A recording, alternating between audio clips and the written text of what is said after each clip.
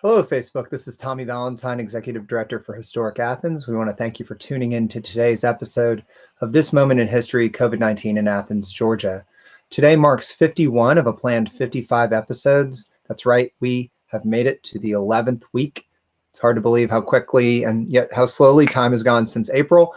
But this is our last week of the program, so you've tuned into episode 51, and we really appreciate you taking the time to do so. A quick note before we begin. If you're curious about the first 50 episodes, you can actually find them in our videos archive. I'm saying 50, but we actually have 3 makeup episodes, and so we're going to be doing those this week. We'll send out some more details about that soon.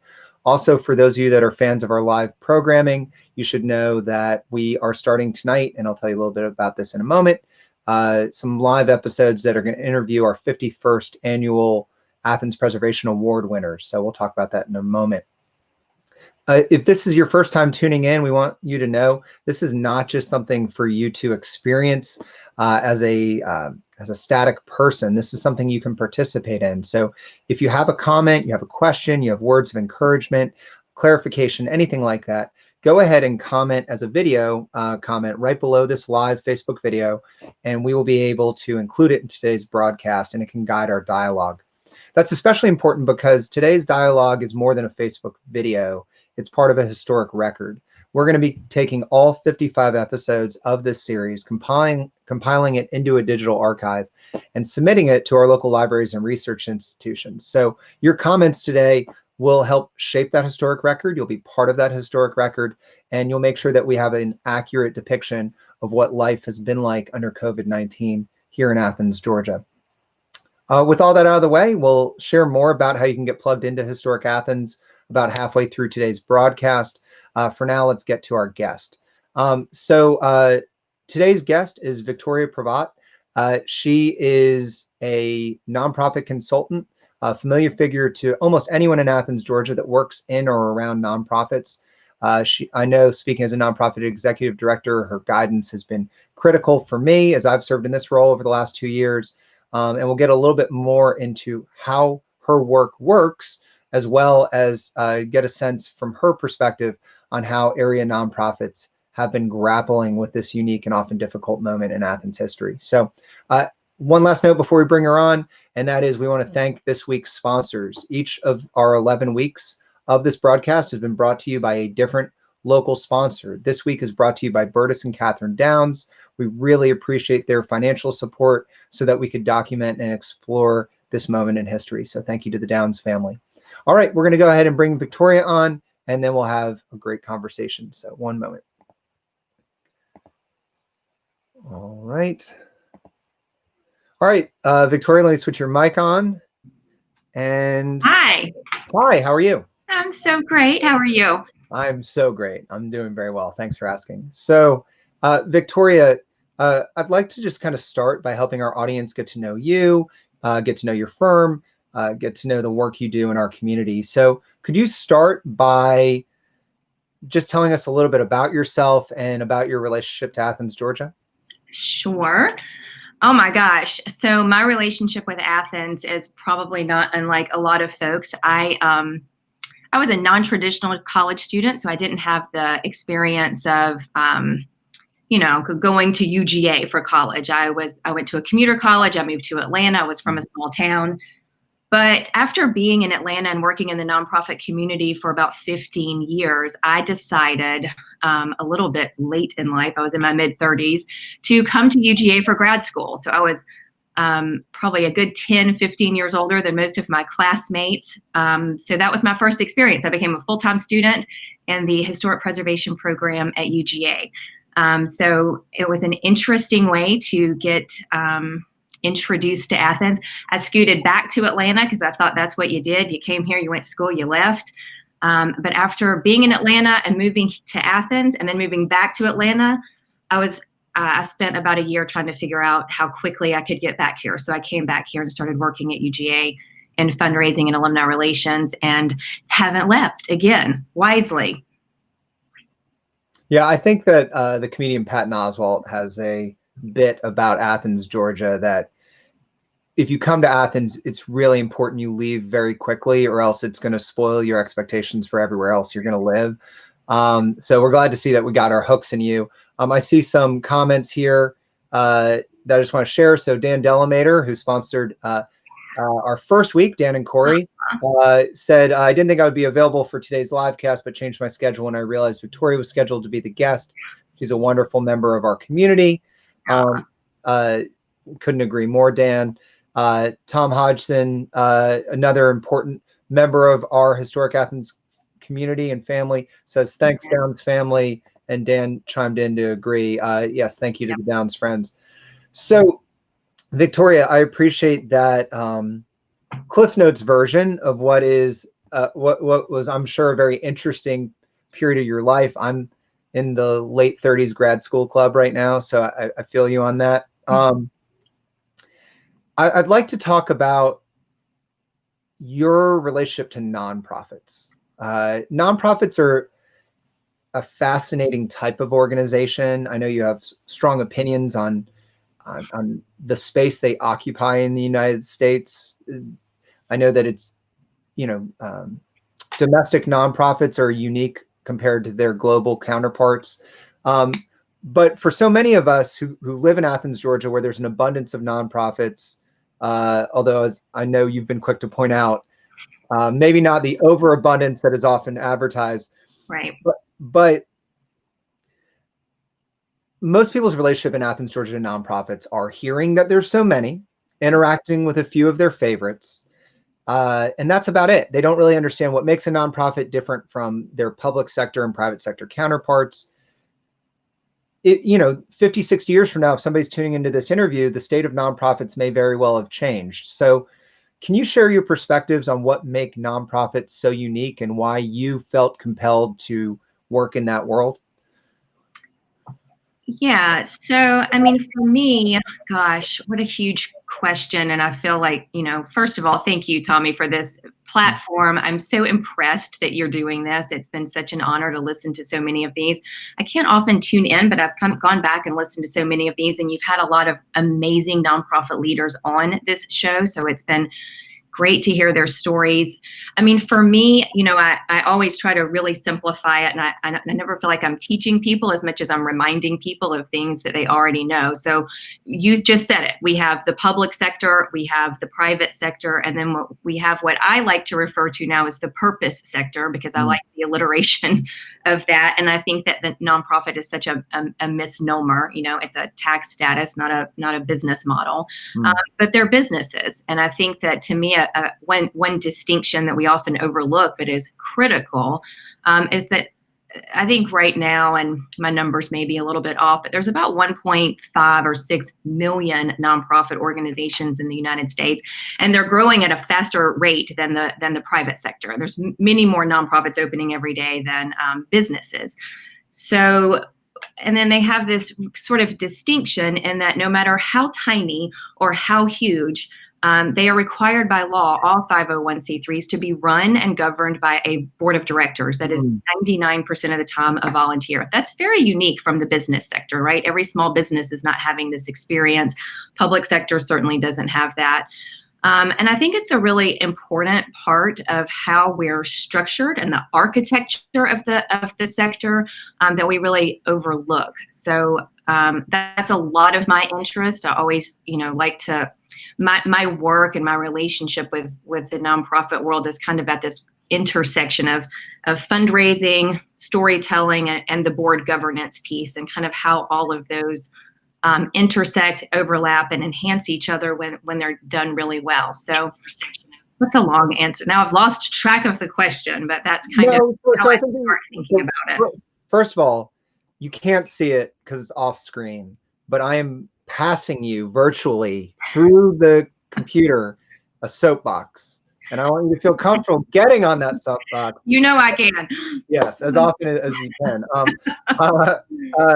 And so I think it's a unique opportunity to talk about your perspectives on board culture. I want to make sure we do that. I do want to say, Tom Hodgson, we fully agree. Let's get on this one. They should reimburse Victoria her tuition at UGA. She's more than worth that amount. Tom, let's lead that charge. Victoria, nonprofits. So before coming to this role as executive director, I've worked in management since I was, 16 years old. I've managed restaurants. I've managed multi-million dollar retail operations. I've managed a 21 county grassroots campaign. None of those things even come close to the complexity of running a nonprofit. It is, as you helped indicate when you talk about board culture, one of the most unique power dynamics. It's one of the most unique positions in terms of it being all encompassing. I want to go to board culture in a second, but I'd like to ask you to start by just talking about,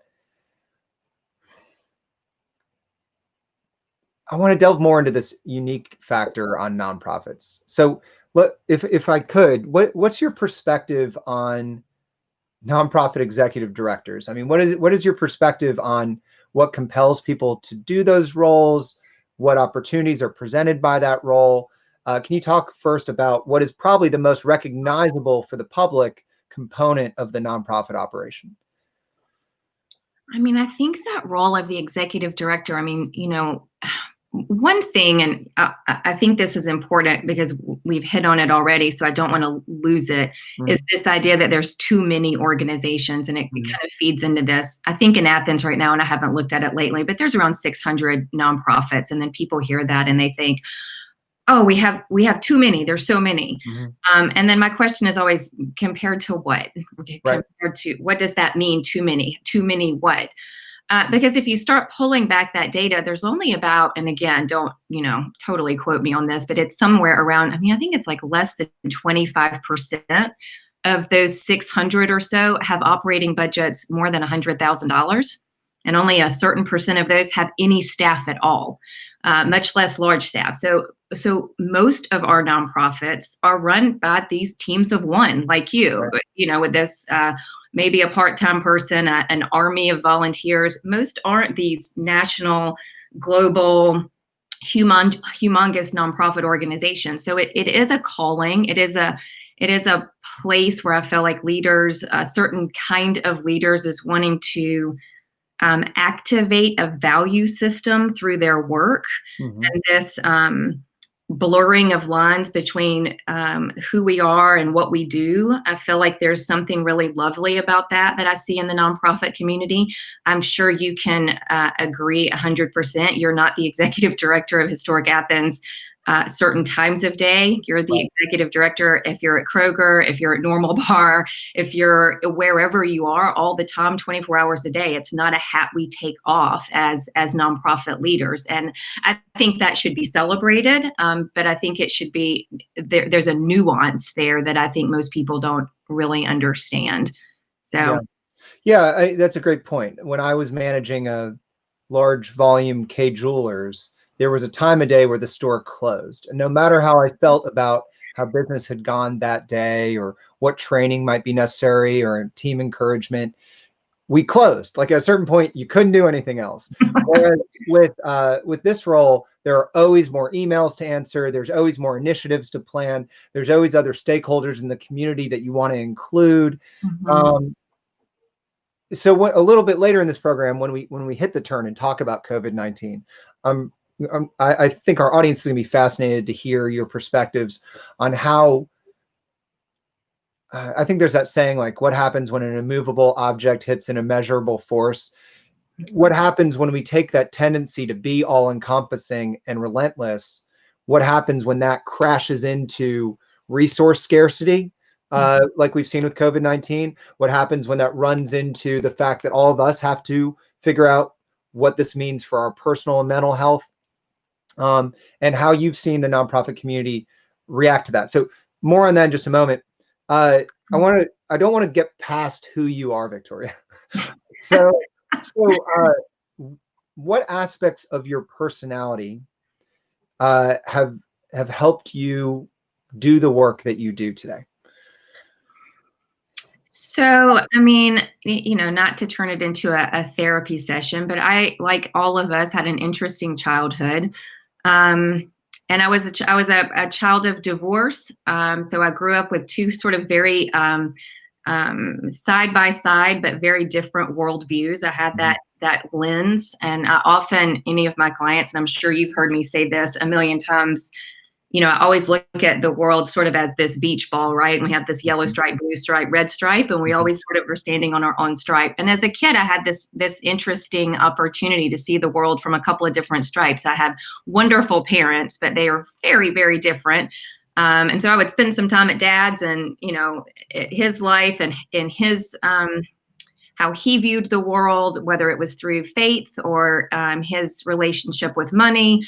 Same with my mom. And so to be able to sort of have this worldview at a pretty early age, and to realize that everybody just was doing the best that they could. And I think it really shaped a lot of who I am, and sort of shaped my values around spirituality, around faith, around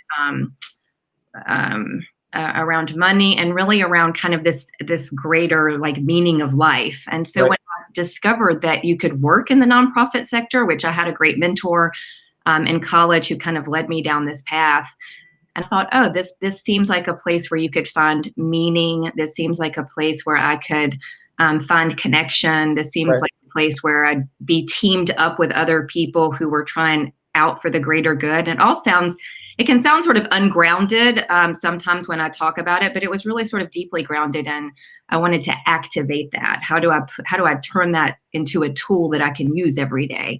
So I had this great experience. I've worked for really tiny nonprofits, think, food pantries out of church basements. And then I've worked for large global nonprofits like the Carter Center, eradicating tropical diseases and far away places, and sort of everything along that spectrum.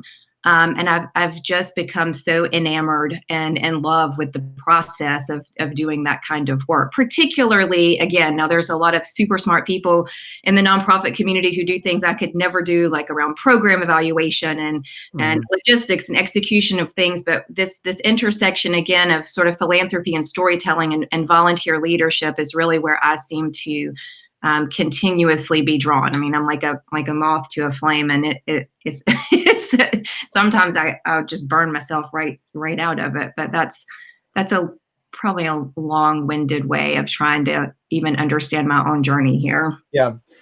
For viewers that are tuning in, Victoria and I don't know how to talk to each other today, because normally part of her role for folks like me is to be a great listener. And so usually this feels very unnatural, because usually it's me calling her, telling all of my problems, spending 95% of the time talking.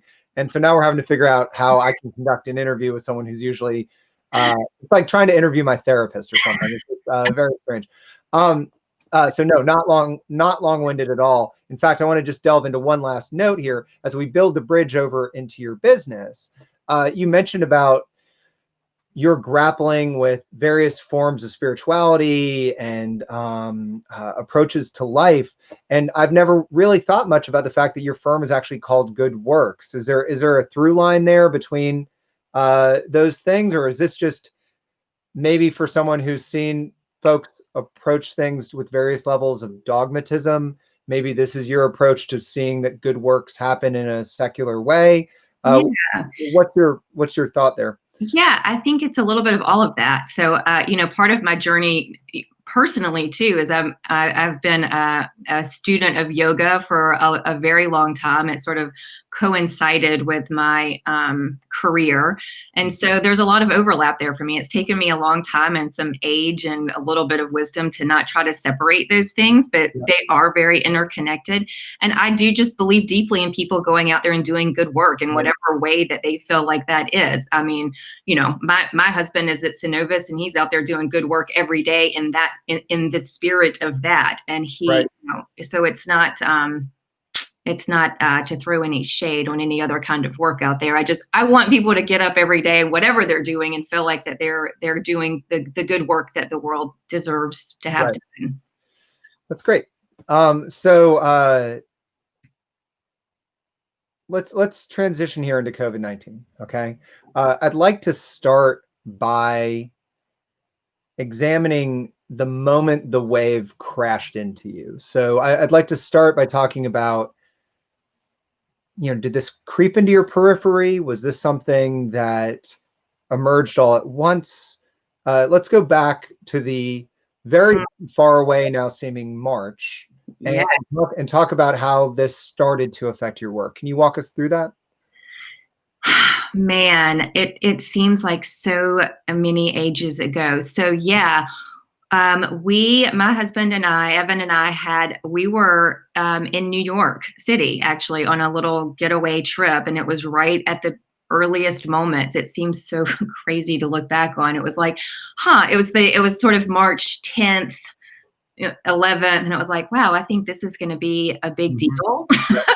Yep. Maybe we should reconsider this trip. But then it was like, no, we're going to just go. And the flight back was on March 12th, and that was a very empty airplane and a very empty airport in that particular moment for us. And then, immediately start thinking about my clients. And I have clients with all sorts of missions. I have clients who are in higher education and have an academic. So they were kind of my first, knee jerk, like, what's going to happen here? And then I have clients who are more, their mission is really very front line, and they're working with extremely vulnerable populations and have large staffs who are direct service professionals and who are caretakers. So yeah, checking in with them and seeing how is this about to play out for you, and where can I be helpful right now? We're about to have to shift. And like all nonprofits, many were prepping for large fundraising events that were likely going to be shut down. So it was a lot of ambiguity. Yeah, I think that as I think back, you were one of the first phone calls I placed specifically on one angle, which is part of the all-encompassing nature of being a nonprofit executive director is that if you don't have the resources to execute your mission, the person you feel like you should blame most is in the mirror. And so I think one of the forms of stress that folks who have my position felt, and I'm sure you heard this from others, is how not only can I fundraise right now, not only can I get the dollars I need to keep the lights on, but is it right for me to fundraise right now? So let's say I happen to be a better asker than someone whose nonprofit is more directly related to those, especially those first few weeks where we were trying to deal with caretaking. Yeah. I think those were complex emotions to wrestle through. You were one person I called to try to grapple with that. Can you walk through that moment with the phone calls you probably took with people like me? Yeah, I think it was, and I think you were definitely one of those. And then, you're kind of reminding me, I have a couple of other organizations that I work with that are arts and culture, who felt like they needed to kind of go dark. So I was either having this, oh my gosh, we're about to be beyond capacity and not be able to do the work that we have to do right now, or we don't have a voice at this table. And both of those felt really hard for me. I felt like every nonprofit had a place. But at the same time, I'm a pretty practical person. So I was always, it's like, should we or should we not, felt sort of like an awkward question. So to me, it was helping people kind of anchor back to what was the plan before this, what parts of that plan still make sense. Leadership, particularly from a board perspective, is for moments of uncertainty. So, I would get a little concerned when I heard people, boards that were, oh, well, let's just shut down. We don't need to meet. I'm like, no, boards, leadership is about uncertainty. It's about how we can partner together. How do we think outside of the box? If we don't feel like we have a place right now, where can we plug in with someone who really does have a place right now?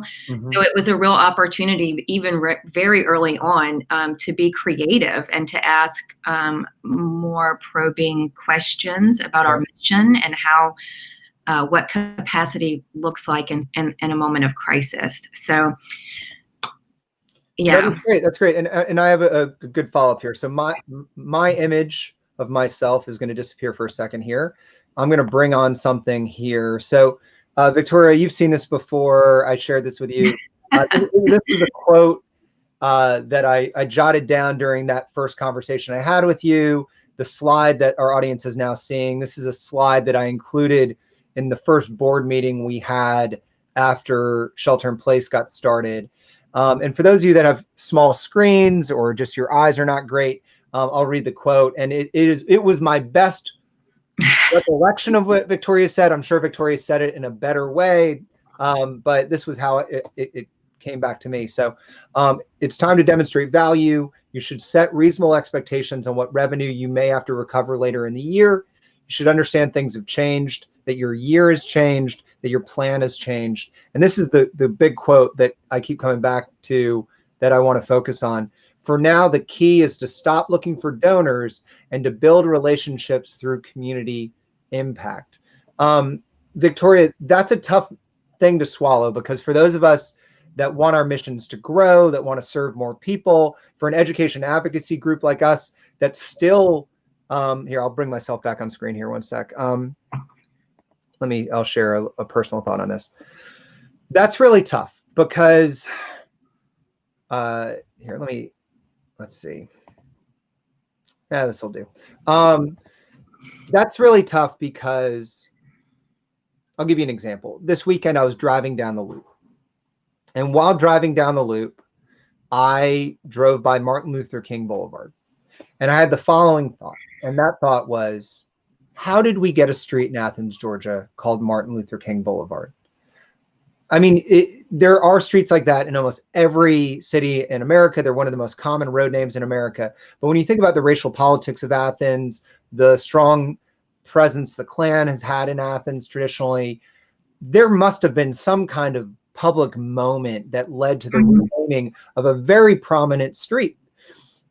That's part of our history. The better we understand that, the better we can understand the protests that are happening at the Arch, the better we can understand the connective tissue that's guiding us forward. I need resources to do that research. I need resources to share that information. As a nonprofit executive director, I'm never done. Our board is never done. Our community, the team that holds us in place is never done. So to be told, hey, for right now, you need to stop looking for additional support and you need to really invest in the people that are already supporting you. That, Victoria, that has proven to be very sage advice. We've sent out personalized videos to all 311 of our members. We have spent time on the phone and through email communicating with our membership. I feel closer to our membership than I ever have. It was important advice to hear, but I'm sure just like it wasn't easy advice to hear, it probably wasn't easy advice to administer. So can you walk through, I'm going to switch myself off here for a second, but this quote again, can you walk through that guidance and why it's been so critical for nonprofits to think that way through this time? I don't know if I can do it justice, but I am so proud of you for doing that. And I also got a video from Historic Athens personalized to me about my support, and it meant the world to me. And I've been involved with Historic Athens for many, many, many years in all kinds of capacities. But there was a special touch there even for me. Mm-hmm. So I'm grateful that you did that and that you're having a good experience. When you say, and I hear this from a lot of folks, we need to gather these resources. I'm always so amazed at how quickly people are wanting to look outside of their own circle for those resources, when most of the real enriching conversations are going to happen with the folks who are already committed to you. They've already shown they have a shared value. And for some reason, we get shy, we get vulnerable, we get nervous about really sitting down with our donors and saying, tell me more about why this cause is important to you. I mean, we want to just sort of stop with a thank you note, and we don't really want to have these tougher conversations. And it's a hard thing for me to put my finger on. It's easier to just go out there and think there's, I call it the Warren Buffett effect. I know this rich guy, so let me go ask him for money. But I'm like, you have all these people. I was with my dad for Father's Day. I'll just ramble on this personal story because I think it gets a little bit to what you're saying. Mm-hmm.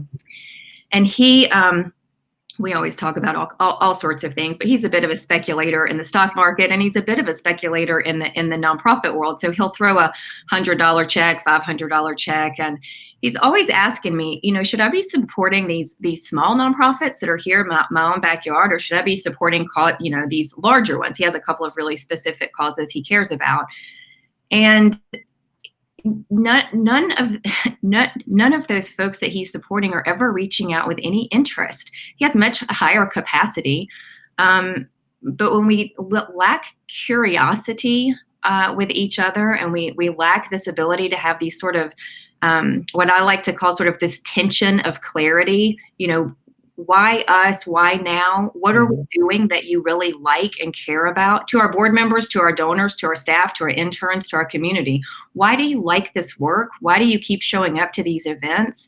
What do you wish you knew about us that you're not learning on the website or in this mailings that I'm sending you? Tell me more. Then that to me becomes a much more important resource than another check in the mail. This transactional relationships we have with donors and our volunteer leaders is going to be the death of the sector if we don't get our act together. And I do feel strongly about that. It is such an opportunity to convene ideas and to convene like-minded people and to help people really activate these values and work that they hold so dear. And we sort of treat them like they're out here on the periphery. Right. We out here looking for someone else to write us a check. And it's a mind, it's a mind shift. But it's a big one, and we've got to make it. Well, and just to respond there, part of why I love nonprofit is because it operates the way you just described. So if necessity is the mother of invention, I remember, you provided the advice that you provided, others provided key advice throughout this process. And one of the things that it got to the heart of is, if you don't feel that your nonprofit deserves to continue to operate, then you aren't the right person to lead that nonprofit. But part of that is also acknowledging that nonprofits have to change. And so a good example of that is, what is the role of a historic preservation organization at a time where statues are tumbling down or monuments are being set aside?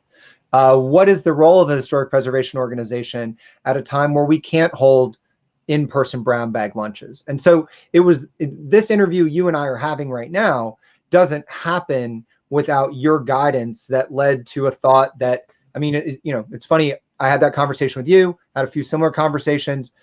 I went for a very long run one day and just was trying to get so tired my brain could stop panicking. I ran by DSI, one of our annual sponsors, and I was thinking, how do I make it worth it to them that they made this investment in us? And it was shortly thereafter where I thought, okay, well, we can do this, and that's how this happened. So that need to prove yourself, that need to figure out your reason to serve, can lead to additional service opportunities, and that is something that's unique among sectors. You don't get that anywhere else. And speaking of that, so this is, Dan chiming in, considering nonprofits as the purpose sector is a fantastic perspective. Thank you, Dan. It's distinct. There's no profit motive. You certainly want to grow, but there's not that P&L type life. And it's the same thing. You don't get the safety of the public sector. It's a little more unique. Jeremy Field chimed in. One reason I'm thankful to have become involved with Historic Athens is because I got to know these two fine humans. Jeremy, we're very thankful I'm very thankful to get to know you at all. And then here's a fun cameo for you, Victoria. Francis Oliver, one of our fabulous interns, said, "Hi, Victoria. I sent you that thank you message. So happy you enjoyed it." So, Victoria, I want to really dive deep into COVID here. I want to talk about some deeper topics here, including the role of fear and pressure in nonprofit leadership right now. But I do need to, in what is probably a timely break, take about 60 seconds to thank our annual sponsors. So I'm sure if anyone will support us in doing that for a second, it's you. So just bear with me one quick second. All right, so the names and logos you see here represent the annual sponsors that support us year round. Almost everyone on this list started supporting us well before we knew COVID was going to come crashing down on us. But the reason our lights are still on, the reason why we are able to operate, support our team, All of those things are possible because of the names you see on screen here. So if you see, whether it's USI Construction, Arco Lab, Todd Emily, if you see any of these folks that you can go out and support, maybe you can get a curbside meal from Heirloom today. See any of these names that you can support, please go and do so, because you're enabling them to continue to thrive in our community and also to continue to support our work, our 52-year-old mission to celebrate and conserve community heritage in Athens, Georgia. I want to emphasize that, as I said, today is episode 51 of 55. Our last episode will wrap up with Commissioner Mariah Parker this Friday. We'll be speaking to Winterville Mayor Dodd Farrell on Thursday, Rashi of Rashi's Cuisine on Wednesday. Tomorrow we'll be speaking to Commissioner Allison Wright, along with Commissioner Ovita Thornton, who had to postpone her earlier episode. And we're going to have some bonus episodes this week. We hope you'll tune into that. If you're looking for a quick and easy way to support Historic Athens, you can do so by going to historicathens.com and picking up one of these Historic Athens t-shirts. We need 24 shirts per order to get each shirt funded. Right now, the only shirt that is already funded is the Designs of Athens, Rock Springs Historic District, and Boulevard Historic District. We'd love to see some additional orders there. And then one last note before we get back to our interview with Victoria, and that is this. This is last week's episodes. We will show you more starting tomorrow. But if you tune in today at 2 o'clock over to the Athens Welcome Center Facebook page, which we operate, you'll see that they are still welcoming you. Even though welcome centers are not physically open, the staff there is committed to welcoming you around Athens, especially as so many of you are out running and walking as a form of self-care. These are some of the places they can welcome you to. So you can visit past archives to see important historic sites you can visit around Athens. But definitely tune in. Caitlin and Michelle over there are doing a beautiful job welcoming you to Athens and our history. So that's great. That's awesome. Thank you. Thank you. Oh, whoa. Hold on one second. And back in. All right, great. So part of the reason for our audience, part of the reason you should be very excited about tonight's awards broadcast that we're doing is because, and I guess I should very briefly show this, for the next 5 nights, each weeknight at 6 o'clock, we are doing a deep dive into the award winners that won this year's 51st Annual Historic Preservation Awards. This is unique. We've never done this before. It culminating in giving the President's Award on Friday in honor of Jerry Neesmith. And so we really hope you'll tune in, and we appreciate all the sponsors you see here that made this broadcast possible. Part of the reason, as I was saying, to be excited about tonight's broadcast is I will be behind the scenes clickety-clacketing. The host will actually be David Matheny. So you'll get a break from me. So Victoria, you said that you've watched some of the interviews we've had with nonprofit leaders, and you're probably already familiar with this line of questioning. Victoria, did you ever watch Lost? Do you remember the show Lost? I remember it, but I was not a major fan, but I did watch a couple episodes. Well, most people that got to the end did not leave it a major fan, but it was a phenomenon when it was on. I'm a bit of a Lost apologist, but there's this segment in the first episode that I'm thinking about right now. The protagonist of the show, this surgeon, this doctor who's crash landed on this island, Jack, he needs to have someone else who's not a doctor sew up one of his wounds. And he's trying to give them a pep talk so that they can do it. And he talks about this moment of crisis he had as a surgeon where he almost lost a patient. And he just had to say, I'm going to give myself 10 seconds to panic. And then I'm going to do my job. I'm going to count backwards from 10. I'm going to let myself feel all of this panic. And then I'm going to do my job. Yes. And I think that everyone who has a leadership role in this community over the last however many weeks has had to give themselves those 10 seconds and then dive in. Mm-hmm. What were your 10 seconds like? And then what are some of the 10-second stories that you know of around the community? What are some nonprofits that you think have done a especially good job navigating this? Wow. I mean, I definitely had those 10 seconds for myself, but then I feel like I had those 10 seconds with every client that I had, because we walked through some of those tricky conversations together. You know, I'm not a real panic person. I think the panic, you know, and I'm not a real fearful person. I don't sort of look at the world through that lens. I think where I have seen nonprofits shine are those that were already comfortable having difficult conversations in their boardrooms, and those that had already experienced some, where the boardroom, it has this sort of culture of curiosity, and there's already a plan in place. Even if we have to now take a hard left, we sort of knew where we were going. I think that the organizations that I saw panic, they're not really thoughtful, strategic, folks in the first place, and I think that can bite you. So, and again, and I said it earlier, I think leadership is for moments of uncertainty. So I appreciate that. I mean, obviously, I'll always speak to the folks that I serve on the boards, Community Council on Aging, and I listen to Eve's interview. I did a phenomenal job. Talk about an organization that was really prepared and sort of saw it coming down the track and was ready to make difficult decisions early on about shutting off certain programs so that others could be enhanced. I think they were very thoughtful and strategic. And then I'll just speak, for the whole nonprofit community. I have just been so impressed with the weekly phone calls that the United Way and the Community Foundation and United Way have been hosting these weekly phone calls every week without fail. And so it wasn't one of these, we're going to give this a shot, and then it sort of petered out. I think there was a lot of some of us sort of shot out and thought, oh, I'm going to do all of this. But they've been really consistent about it, really an excellent resource, a true partnership between those two, from raising money to being, holding space for other organizations to gather together virtually. So I've really loved seeing that in our community. I've loved watching you, Tommy, sort of pivot and think about how do we tell this story and preserve it for the future.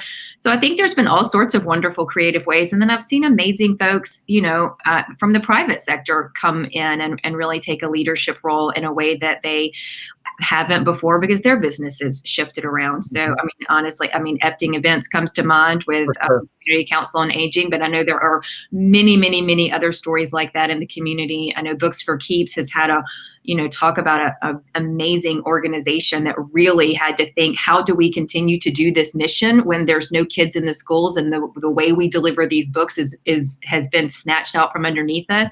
Just incredible creativity and wonderful partnership. But again, I think they're organizations that their boards were already had this sort of culture and sense of how do we navigate and have difficult conversations. So it wasn't, the process wasn't foreign to them. Yeah. If that makes sense. So. No, and so let's try to talk about this as a silver lining moment for a second, because, nonprofits, we have these mission statements, right? And I think about, when I had the privilege of working at ESP, this mission statement and this focus on, creating experiences at the heart of what ESP does. It's about creating experiences for its participants and the families involved, right? That in a nutshell is what ESP does, and no one does it better.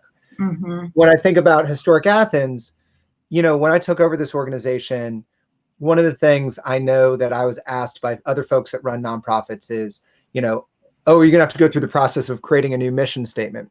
And while we updated our tagline and our name and other things with the full partnership of our board and our trustees and our stakeholders, we didn't have to update that mission statement, because our mission statement at its heart was, for those of you who've never heard it before, it's, developing community-wide understanding of the value of historic buildings, neighborhoods, and heritage. And, I should have mentioned earlier, if you were inspired by the sponsors you saw, you'd like to become one of our members, you can do that at historicathens.com. It starts at $5 a month or more. And we appreciate every member. But Victoria, for us, in that moment of fear, in that panic, those 10 seconds of panic, the first thing we reached for as a team, and all the board was united in this, everything was that mission statement.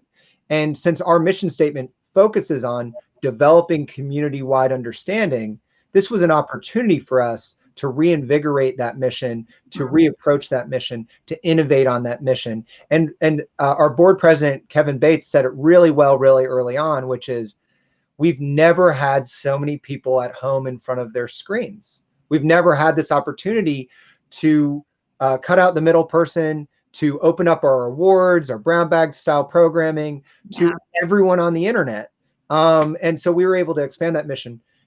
Do you see other nonprofits recognizing that same level of opportunity that's posed by this moment? I do. And I think, I know that, at first Zoom was like, oh, yay, it's so great to see everyone. And then we're all like, oh, God, another Zoom meet. I mean, I'm sure we've all sort of had this ebb and flow of what it means to be virtual, but it did sort of kickstart all of us into getting comfortable with this technology. And I think now I'm seeing a lot of really creative ways. We're not limited by space and geography. And there's also something really, I've seen some organizations do really well, and I'm actually trying to do this a little bit with some of my clients. Is we're in each other's homes a lot right now, and so there's an intimacy to it too that I think I don't think we should miss. So it's have an organization. So having people find something in their home that an object, a person, a place, a plant. What do we have, like these person, place, plant, or picture that really illuminates your love of the mission. So I work with an organization that does some conservation stuff. And so how do you turn that technology into something really personal? I've seen some really creative ways to do that. And I think that we'll just kind of continue to explore that. And now, we can all show up to a Zoom meeting. That is true. We're sending out invites today to our annual meeting, which is actually next week. And our new president-elect, will soon be our president, Shannon Hinson, has to be out of town. Well, she's not going to have to miss it, because that is one opportunity here, as we've all realized we can work online quite well. Right. And gosh, just a few months ago, she still could have done it, but it's like, oh, I'm out of town. We just don't think about, and now it's become it's just so second nature now. So I think that's a wonderful thing. Yeah, it is. So I shared this video as a watch party on my private page. And Broderick Flanagan, excellent local community leader, actually the first person we interviewed on this program, just shared a comment here. And Victoria, I would like to share it with you as our last point of conversation on nonprofits before we close out with our final 3 questions, because I do think it gives you one more soapbox moment. Okay. We'll start a whole new live cast series at some point, Victoria, just called Victoria's Soapbox Moment. Man, I can't wait. I can't wait. So, but I'm just going to share this comment on the screen here. I have to do it a bit differently than I normally would, but I'm just going to share it for our audience here, and I'm going to take myself out of this. So here, hold on. Let me actually bring it up solo here. I'll read it, Victoria, and then I'd love to hear your reaction. So Broderick said, in some ways, nonprofits are the buffer between local government and marginalized communities. Elected officials turn to nonprofits to address social ills, and while I love nonprofits, they operate from a place of limitation because of policy that guides what type of work they can do. It's dangerous when politicians lean on nonprofit groups to address certain issues that need better policy solutions. I hope this makes sense. And Broderick, I do want to say that fully makes sense to me. I'm sure that Victoria has some thoughts on that as well. That's not an easy thing, Victoria, but I definitely wanted to bring Broderick's comment to the forefront. So Victoria, do you have thoughts on this? Yeah, I mean, honestly, my thought is, Broderick, I think we should have several cups of coffee, because you're hitting on something that is really rising up for me in the last few months.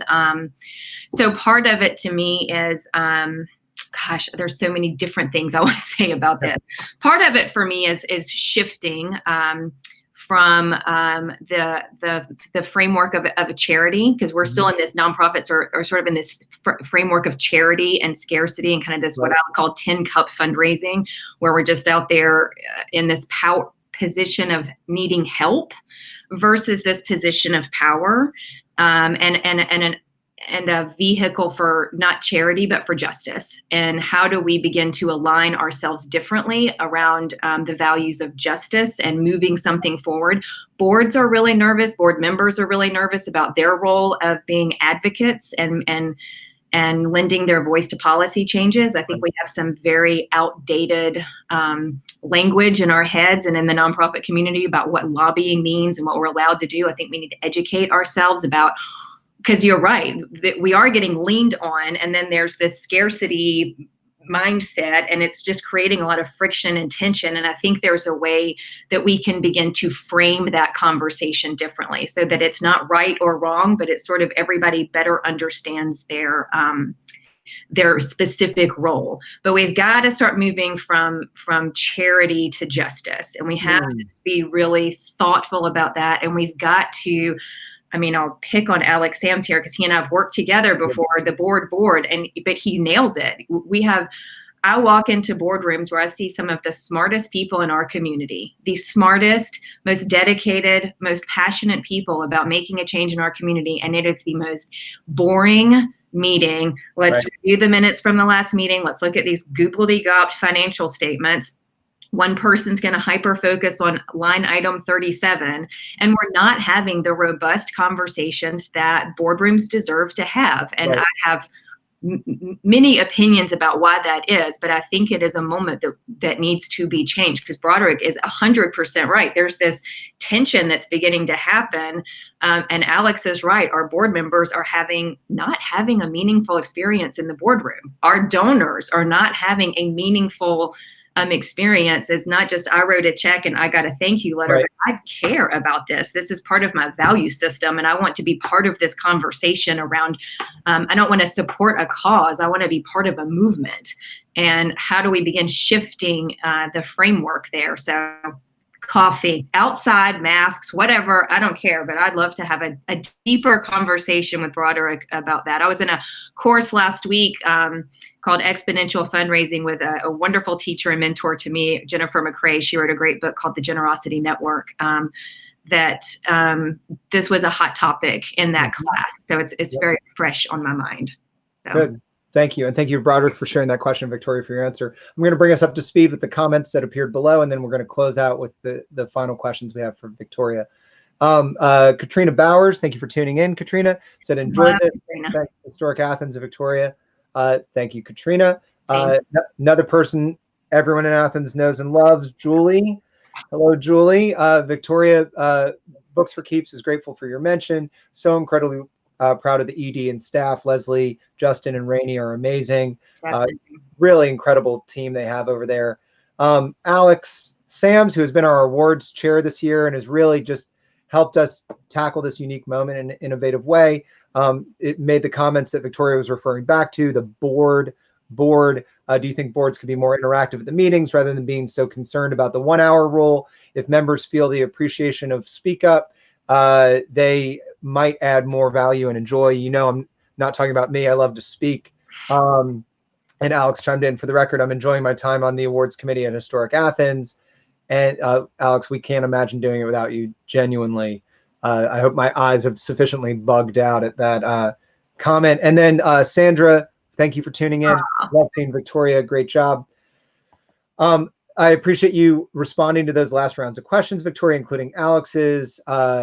Certainly, I appreciate you helping me understand that a board and executive director that know how to use conflict well is a organization that's on the right track, not an organization that avoids conflict at the expense of dialogue. So we don't want the board. Do you think that's a fair way of saying it?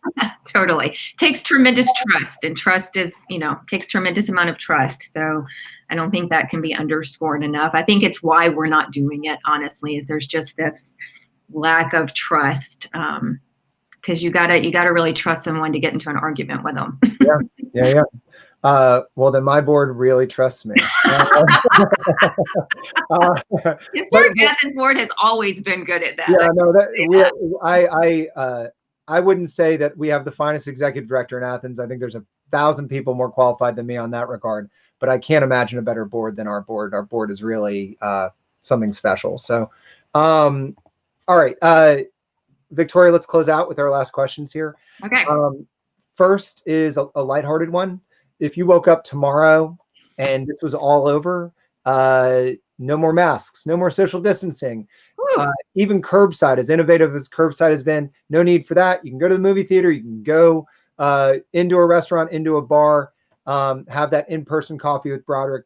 How do you spend your day if you have the day off? How does that work? Oh man. Well, gosh, Evan and I would probably be hopping on a plane somewhere because we haven't traveled in quite a while. But if we were going to putz around Athens, we would probably do that. It sounds cliche, but I miss it so much. The quintessential Athens date night. We would dinner at the National, go to Cine, and probably hit up Little Kings or Normal Bar for a drink afterwards. And that would bring me enormous joy to just be able to hit up those three spots. Maybe go up to the rooftop at the Georgia Theater and hang out.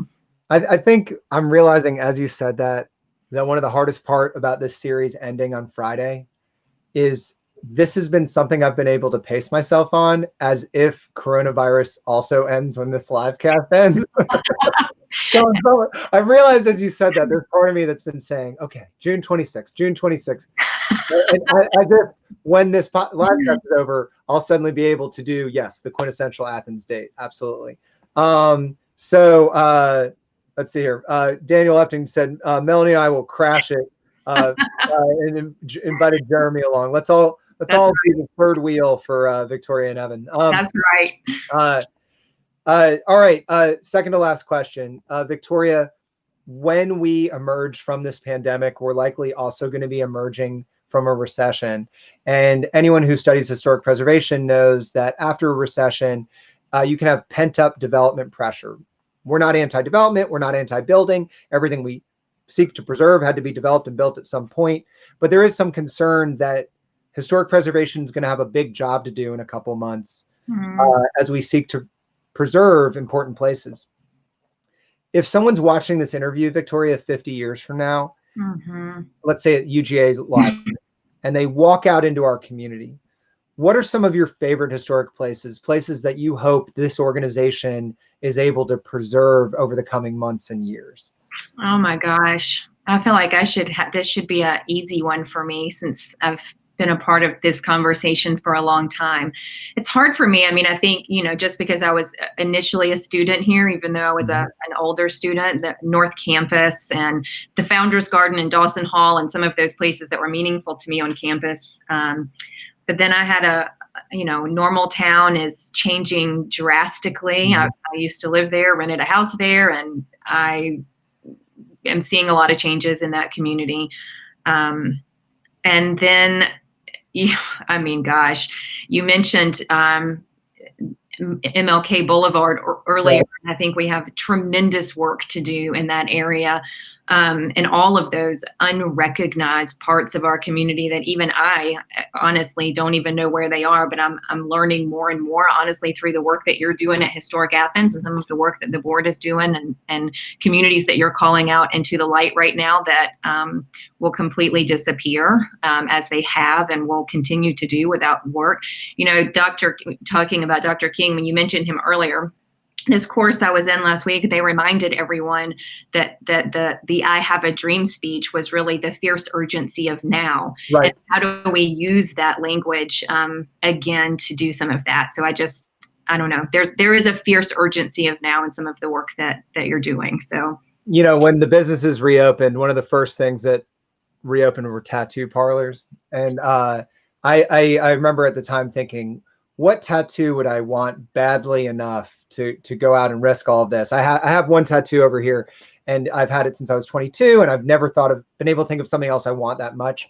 I have in recent months debated the fierce urgency of now. That is absolutely something we all have to feel. And thanks for acknowledging that there are communities and cultures and stories and recipes and just general sense of culture that we could lose if we're not careful. Thanks for acknowledging that. We have someone named Evan Elder here. The real reason I'm in Athens, Georgia right now. The true reason I'm here. big up with Evan cameo and then a Victoria cameo within the Evan cameo. It's the inception of cameos. All are welcome. Look forward to seeing any and all in person as soon as we can. And that was in response to Jeremy acknowledging that he's going to come along and ruin your date along with Daniel and hopefully everyone who's watching this. So, all right. It so, reminds me that these guys have hijacked my conversation once again. Yes, they've done it.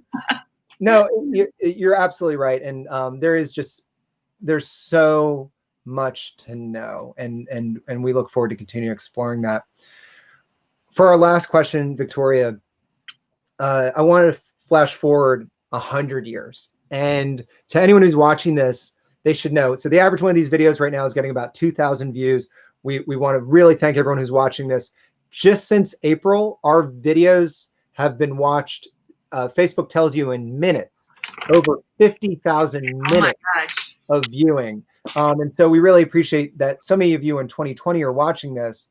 But it's very likely that in the future, folks may want to look back and say, how did Athens handle this? Victoria, this is your opportunity to help add to that. So 100 years from now, if somebody was watching this, we're going to get into seriousness. So I have to just quickly throw to Evan and listen, that's what Clark Central Glads do.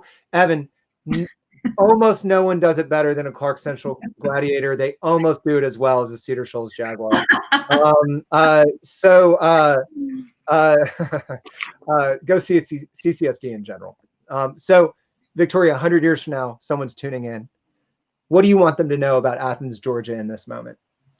Well, I actually think that was a perfect segue because I think despite this community's most beloved competitive spirit between Cedar Shoals and Clark Central and all the other ways that we kind of compete playfully with each other, yeah.